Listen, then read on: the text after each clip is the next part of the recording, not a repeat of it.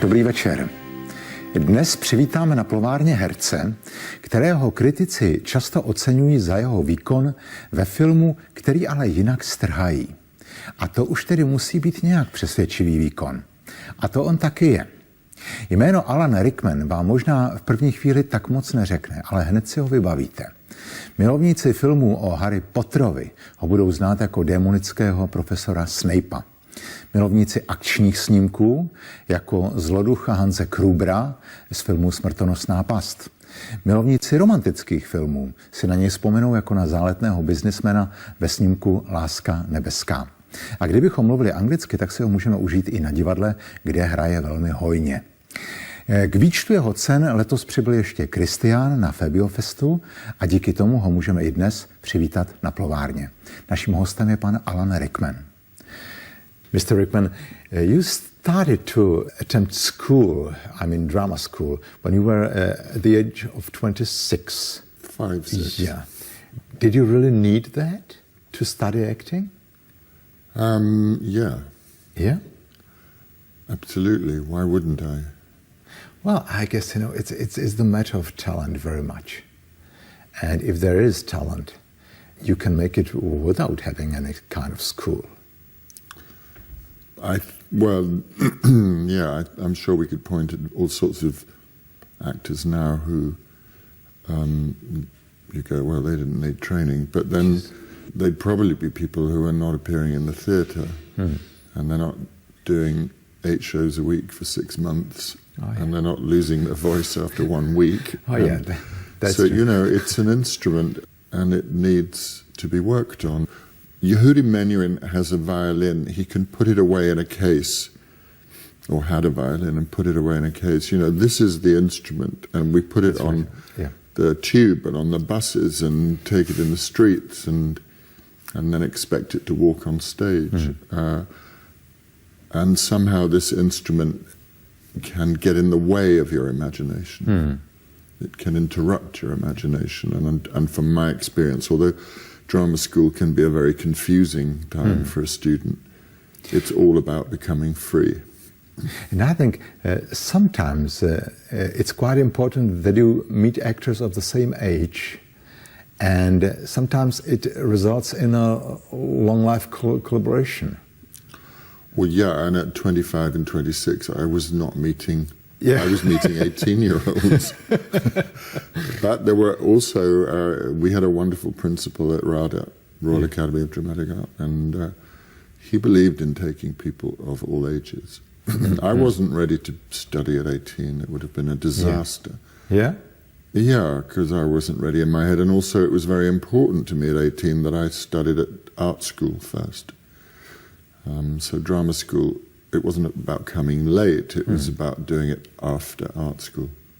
Well, you studied you were a studied designer, and you had your design studio. Could you use something from your design knowledge,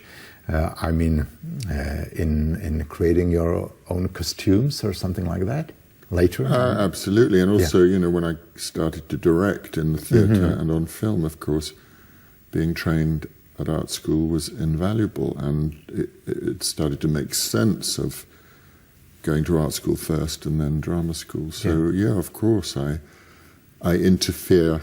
Yeah, do you? Quite a lot. Yeah, I'm aware of the outline that a costume can make, and on the other hand, I'm also perfectly willing to be told to shut up and just put it on. Yeah. Was there a subject in a drama school that you would have difficulties with? I had a lot of problems with the voice teachers. Because teachers? I had a lot of difficulty. It would be the last thing on my mind. I would think you could have difficulties with a voice teacher. One teacher said to me, your voice sounds as if it's coming out of the back end of a drain pipe. And you have a spastic soft palate. And all of this was doubtless true, and that was one of the reasons it was one of the reasons for a great deal of work.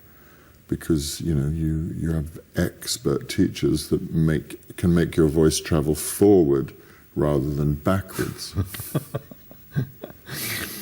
Well, but I guess your voice is kind of your trademark. I would never think about you could have any difficulties with it. And nobody can hear their voice in the way that other people hear it. It does, whenever I hear it on screen or on a recording, I hardly know that that's me. So. One of your first theatre jobs was Royal Shakespeare's Company?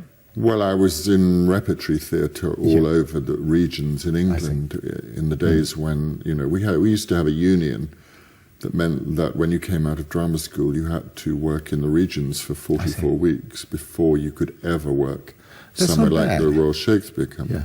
That's, I guess it's quite a good idea. Yeah, it's an apprenticeship, and you can make your mistakes without it ruining your career. Oh yes, that's right, that's right. But Royal Shakespeare Company, it's a lot of performances. The system is quite tough there. How many shows did you have a week? Well, you can't do more than 8, but 8 performances. But I think we were in. It's a repertoire, so I've been there twice now, and I think both times it was maybe 4 plays, and by the end of the season, you have 4 plays in your head. Yes. Well, that's not such a big deal for a place. If you are in a repertoire theatre, that's quite normal. Yeah. But the number of the performances is high, that you really play every evening and twice on... Well, usually not Sunday. No, not Sunday. You have Sunday off. But then I get confused because when you go to America, and I've performed on Broadway now a few times, and there they do play on Sundays, but not on Mondays. Yeah. Which I prefer. Yeah. But in our theatre, we had always a feeling that the Sunday audience is kind of weird. Why? Well, I cannot explain it. Weird people coming on Sundays. And you mean they're coming out of the dark? I don't know. It was another mood of the audience, and they somehow, we say, oh yeah, you see, Sunday. What can do nothing about it? No, not in New York. No? Sunday audiences are great because the streets are not quite so noisy, and they've had lunch, so it's not till 3 o'clock, and the actors are very happy because they know at 6 o'clock on Sunday they're free until Tuesday. Yeah. So there's a kind of holiday atmosphere. Yeah, it's great to work with excellent directors. Isn't it? Cannot it bring some value if you work with bad directors? Absolutely, you grow muscles because you find you have to direct yourself, or you have to get together with your fellow actors and create an energy. Yeah, definitely. I wouldn't want to do it very often. Yeah, sure. Are you good in resisting? Directors? Yeah. Well, a friend of mine said, that the rehearsal room should be like a marketplace. Yes. And I think in a healthy rehearsal room, that's true, because I'm very protective of the actor's process, whether as an actor or a director. And I think you must always ask questions. The air must be full of questions and uncertainty. And I always think that one of the best things a director can ever say in early rehearsals, if asked a question, is, I don't know. Yeah. Then I feel reassured, because then I feel that they're not certain and that we'll find out together. It's great if you have a buyer. If you bring some goods on the marketplace and there's a buyer, because there are directors who don't buy anything. They are just selling their ideas. Yeah, but also you can have a director who takes your goods and picks it up and says, this is rubbish. And then are other directors who takes your goods and they say, oh, this belongs to me. It's mine. That, not so healthy. But then they pick up your goods and then they polish it, and then they repair it and they say, now it's better. Yeah. Not bad, yeah. During the film festival in Králova, we had a guest who came from England. She was an actress, British. Her name is Romola Garai. Mm-hmm. You know her?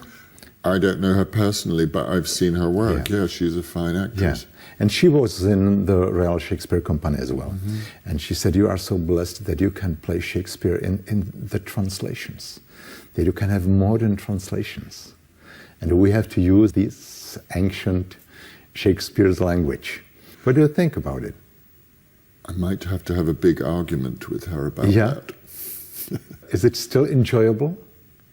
Well, it's the work of genius. Well, sure. And the language is a huge part of that genius. Yeah.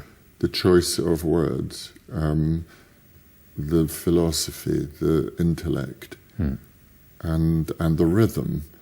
And the rhythm is from then, not now. And the punctuation is from then and not now. And if you let Shakespeare teach you the punctuation and the rhythm and where the breaks are, tell you what he's saying, and he's showing you how to speak it. I don't want it translated into modern English. I have no. Well, it's a pointless act. So I would have to have a very big argument with her about that. You know, in Czech Republic we have a lot of translations of Shakespeare from the 20s, 30s, and so on, and some of the translations are contemporary, and they are very good. Yeah, I'm sure, and that's fine. But we cannot play it in English. And you are right, should. because if we are playing the old Czech authors, we also don't translate it into modern Czech. No, and the other part of Shakespeare's genius, of course, is that actually now nearly all of them are given some incredibly modern interpretations and productions. The themes are universal and everlasting, and so you can put it in modern dress and give it a modern energy, but still use the text as it is. It's quite incredible that one person could write all of it. There's a lot of argues if it was one person. Yeah. What do you think? What is your opinion? Every bit of research and common sense says it couldn't possibly have been this man. Yeah. Because he didn't have the education, his children were illiterate. Where did he get the language from, the vocabulary? So there are all sorts of theories, and there are some very famous proponents of the fact that it wasn't Shakespeare, that it was the Earl of Southampton or whoever. The only way you're ever going to find out is if somebody invents a time machine, so we go back and have a look. Yeah. And see who it was. But it doesn't occupy my mind too much. I have to say I hate all kind of fundamentalism, including the artistic fundamentalism. And I like very much that you agreed to play in an action movie, because you are a Shakespearean actor, intellectual. But I guess it might be a lot of fun to do Die Hard. Well, it was, because I was completely ignorant. I had never made a film before, never mind an action film. I'd never made a film before. The idea of doing an action movie had never occurred to me. Yeah, I guess so. Clearly I was ahead of the game and ahead of time, because now everybody's doing action movies or picking up a gun and shooting. You know, I see that there's a movie just opened in England with Mark Rylance holding a gun, you know, one of our greatest Shakespearean actors. So everybody's doing it now. Then nobody was doing that. So it was a bit of a surprise to everybody and me. But with hindsight, what was very good about that film and what made me able to do it is that it had a very good script and it's witty. Yes, exactly. It was on the edge. Yeah, it's not a stupid film. Yes. I would say it has some kind of humor in it. It's very funny. Does an action movie need a different acting approach? Not at all. I didn't know. I wouldn't have known what other approach to bring to it than the one I had, which is, who is this person? What's his background? What did he have for breakfast? What is he thinking? In order to build a character. And because I applied that logic to it, I moved him from being dressed in a lot of terrorist gear, which he was, according to the producers and the writer. And I said, well, what would happen if we put him in a suit and made him more urbane? Yeah. And that happened, and then as a result of that came a scene in the film where I pretend to be an American, and he thinks I'm one of the hostages, Bruce Willis. So, you know, there's an example of where pursuing a process and a logic actually affected the outcome of the film. I cannot avoid a question you got 1,000 times, but your death fall at the end of it, those days it was not so many special effects available. So you really had to do it yourself? Mm-hmm. It was 40 feet. 40 feet.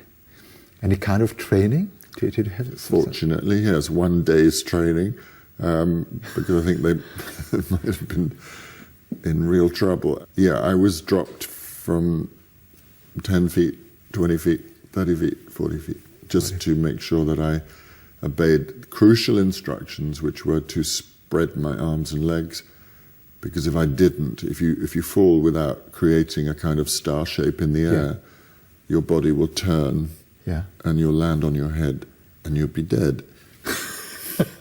Possibly. It's quite scary, yeah. But then it's easy to act it. No acting was required. No. That's a real expression on my face. I guess so. What were you thinking in the moment you were falling? Any kind of you don't have thoughts. Memories? It's why I like roller coasters. Yeah. You do? Yeah, I love them because they stop you thinking. Yeah. You don't have any thoughts. You don't have any thoughts when you're falling 40 feet. That's right. Yeah. It's good to empty your head. Maybe they should. Maybe they should make it a ride at Disneyland or something. Was there something you could learn from Bruce Willis? You learn from everybody you work with. How to hold the gun, or is it? No. He's very focused and he's very organized, and it's not easy to fulfill people's expectations in those roles. You know, you have to be. It was okay for me to be imperfect. He has to be sort of perfect and still ironic and witty, and that was what was good about the film, is that, you know, he's cutting his feet because he's stupidly walking around with nothing on his feet, with broken glass, and he's got a strong wife with a broken marriage, and so he's got lots of vulnerable areas, but he still has to be the hero. I would like to talk for a while about the movie that is not so often being discussed, but I liked the movie very much, and that's Bottle Shock. It's based on a true story, is it? Absolutely true story, yeah. I was playing Stephen Spurrier, who's a real person who really did all that, yeah. Did you meet him? I spoke to him on the phone, and he reminded me that we had met, which I'd forgotten, in Italy some years before. Well, we should say maybe not everyone has seen the movie, that it's a movie about wine, about American wine. It's a very famous story which made the cover of Time magazine.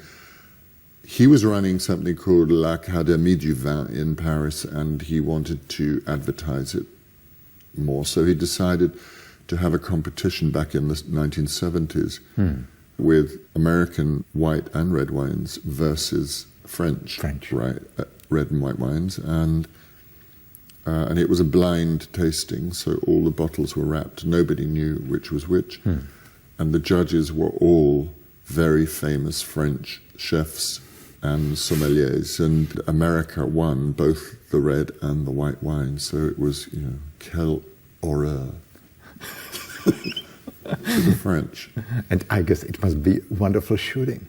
Well, it was, except that we shot it in Sonoma, pretending to beat Paris. So it was actually insane, the final competition, because it was taking place in the open air, where, of course, all those white wines would have been ruined because it was so hot. But, you know, that's the movies. Do you have some still bottles left in your cellar? From the film? Yeah. I should have some. I do have some. It was Chateau Montelena that won the white wine competition, and yes, I do have some of that. Yeah. Very good it is too. I'm sure it is. I guess after Harry Potter, you did a lot of discussions and I guess also Q&As. And no, I've never talked much about Harry Potter. No. It's true. Really? Yeah, well, at the time, the character, his story was so, it was very unclear where he was going and there was a lot of mystery surrounding it. So I always refused to discuss it publicly. Now it's over, it's a different thing a bit. Although there is now a whole generation of children reading the books who are still on book 3 and don't know what's happening. And the sensible parents are the ones that don't let them watch the videos until they've read the books. Yeah. And I'm very aware of the fact that those books, it's not invade children's imaginations, but they live, you watch a child reading one of those books and they are lost inside the book. It's a very rare privilege to be part of that. And I was very protective of the children, really. Sure. And just saying, I'm not talking about this because they believe in what they're watching and I'm not going to give anything away. Because what I was thinking, that the kids' audience, they don't pretend anything. They are really pretty straight. And I guess, what were their reactions? Or what are their reactions if you recognize you? If they recognize Mostly you they don't. On the street? Or no, because I knew, it's a bit like Ralph Fiennes and I, we both knew that we had a pretty good disguise. Yeah. You know, he really has a nose. Just CGI removes it. Yeah. And I don't go around with black hair and black contact lenses. So it's, mostly children don't recognize. They only know if they see the black hair. What kind of books did you read when you've been a kid? I wasn't a great reader as a child. I would read whatever I was, being told to read at school. So, it would be Dickens, or I guess there would be the equivalent, because I like getting lost inside a big, long tale. But pretty soon, when I got to be at school and we were studying English, it was always set books. So there was no time to read in a kind of relaxed way. And also I suppose my activity was to draw rather than read. I know you were the only one from the cast who knew more than the others about your character. It's actually not true. I only knew a very small, vague piece of information, which wasn't very specific. It just allowed me to think that he was a little more complicated. But I knew no more than anybody else, really. Well, I was just thinking if Jo Rowling would give you this information if you wouldn't ask. She wouldn't. She wouldn't? No, and I did ask. But it's quite important for the character you played to know. Yeah, but it's not her business to worry about that. She's going to just sit there and be glad that the movies are being made and make sure the script is something she agrees with. But when I asked to talk to her, she was happy to do it. So you think she wouldn't tell you? Huh? Well, she wouldn't give me any strong pieces of information. Yeah. She just gave me a small clue that he might not be all he seemed. That's all. Nowadays you are not only a successful actor, but a successful director as well. Do you think you have more understanding for other directors now than you had before? It's an incredibly difficult job. It is. Because, when you're directing in the theatre, there's you and the actors, and then it's on. Directing in the cinema also involves fundraising, getting the money together. It's a big part of it, I guess. It's a huge part of before you can even begin. And then when you've made the film, then you're dealing with distributors and producers and publicity. So the job reinvents itself all the time. The plus side, of course, is that when you're making a film, you have incredible support from a crew who are all brilliant at their jobs, because if they weren't, they would be fired. And that's not the same in the theatre, where you're absolutely right. You go, working with an idiot now, so I will save my own skin. But that's really not true in the cinema. Yeah. And I think that the fact that you have amazing crews behind the camera or on sound or costume or location departments or whatever allows film directors to be as individual and idiosyncratic and maybe sometimes a little crazy. Well, Mr. Rickman, thank you so much for sharing your time with us. It was a very nice conversation. Great pleasure for me. Thank you very much. Dnes byl naším hostem na plovárně pan Alan Rickman.